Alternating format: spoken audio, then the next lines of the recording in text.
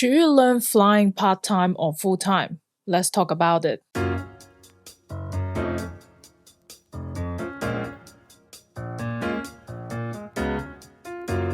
Hey, how's it going? This is Jane. I'm a flying instructor, charter pilot, and skydiving jumper in Australia.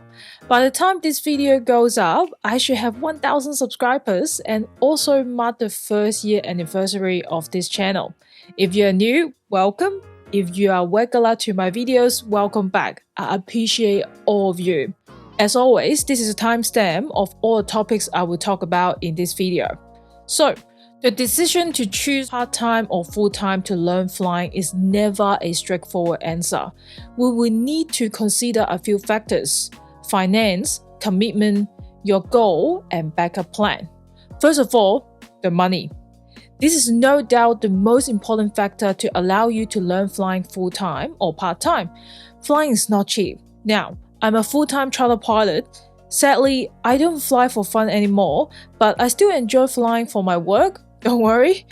I would just rather spend money on a camera to make videos than paying for flight. However, that being said, learning to fly and getting my pilot license are still one of the greatest achievements of my own. I really enjoy my flight training. Anyways, back to money.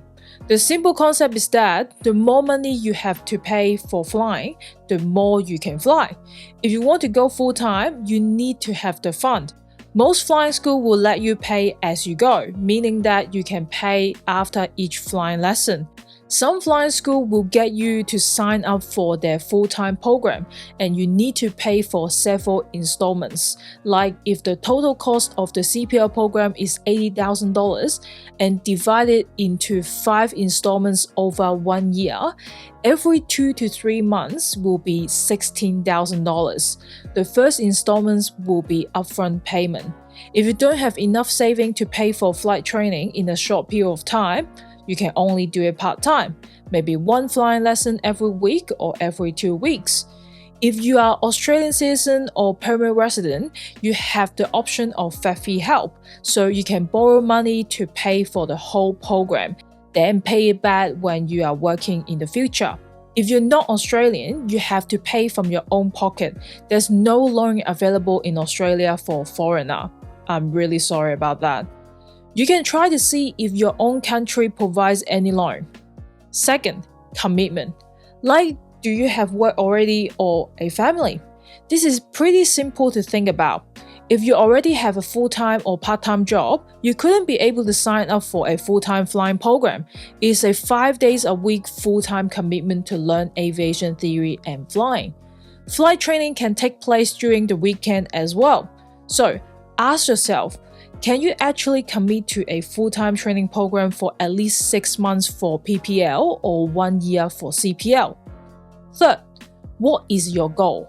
Do you want to fly as a hobby? Do you want to become a commercial pilot like a charter pilot or airline pilot? For a hobby, that will be either RPL or PPL. That only requires 40 to 60 flight training hours. The total cost isn't actually that scary, it's quite doable. Each hour is about $400, so 60 times 400, that will be $24,000. You can probably able to save up the money for a PPL in a year or 2.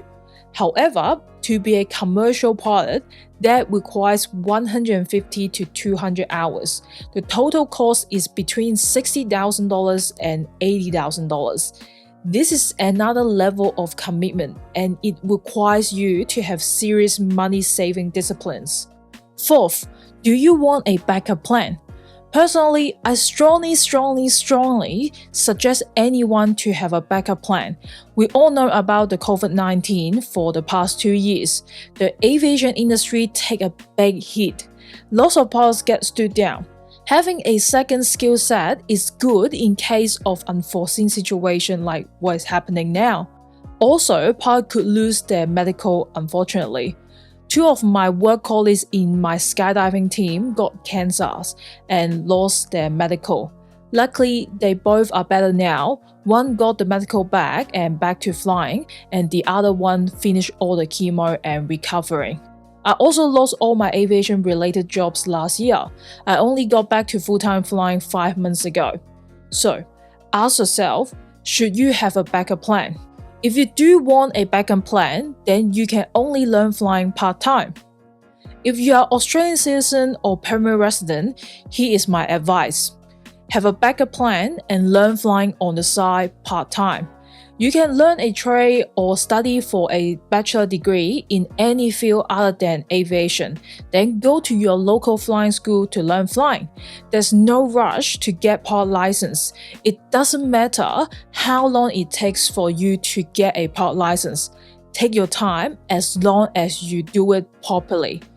If you're from overseas, here's my advice. Actually, ask yourself these questions first. Are you planning to go back to your country or stay in Australia? Do you know how to do that? If you're planning to go back to your country to find a pilot job, cool, go ahead and come to Australia to learn flying. There are plenty of university and flight college offer student visa for your stay and studies. Once you get a pilot license, you can go back to your country and convert your license. Australian pilot license is ICAO license, which is widely recognized by most countries in the world, so the process should be pretty straightforward when you're back home. However, if you at any point want to stay in Australia, you have to know what visa are you going to get to stay in Australia.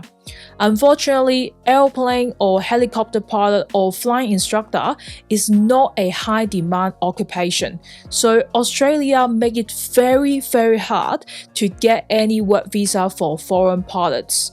Remember, learn flying in Australia or holding an Australian pilot license doesn't mean anything to immigration. You are not Australian. See you later. Sadly, Australia don't care. They care a lot about your money. They welcome you as an international student, but not for you to migrate here. Trust me, I learned it the hard way. I spent 5 years, including my 3 years aviation degree and 2 years work in Australia.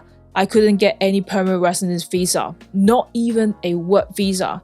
I went back to studies again, doing accounting, and graduated. I got my permanent resident visa as an accountant this year. It took me 8 years. Don't get me wrong, it's not hard to get a pilot job here. I get plenty of work for the last 5 years, but it's just very hard to get a permanent resident visa to stay here as a pilot. I don't regret about anything during my journey. I won't be who I am now if I didn't have all those experience. However, my advice to anyone who wants to stay in Australia as a pilot, you actually can't focus on flying yet. You need to find a way to stay here. Maybe study for a popular and more guaranteed bachelor degree like nursing or engineering in regional Australia like Northern Territory or Tasmania.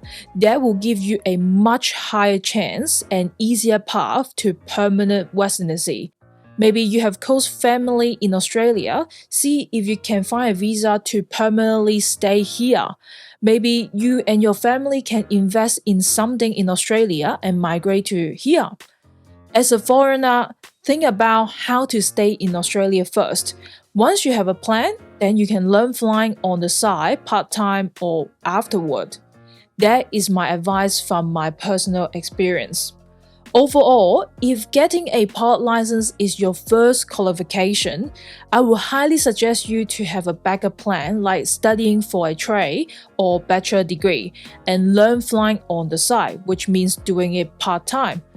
Only if you're really sure about your passion in aviation, then go for full-time.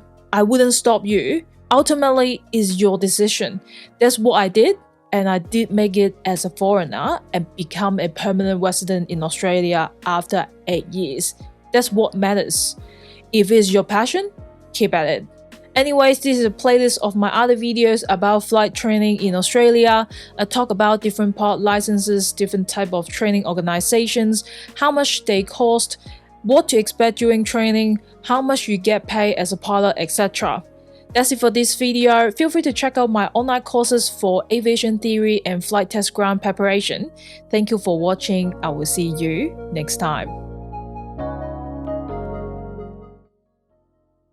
Is it get darker or something?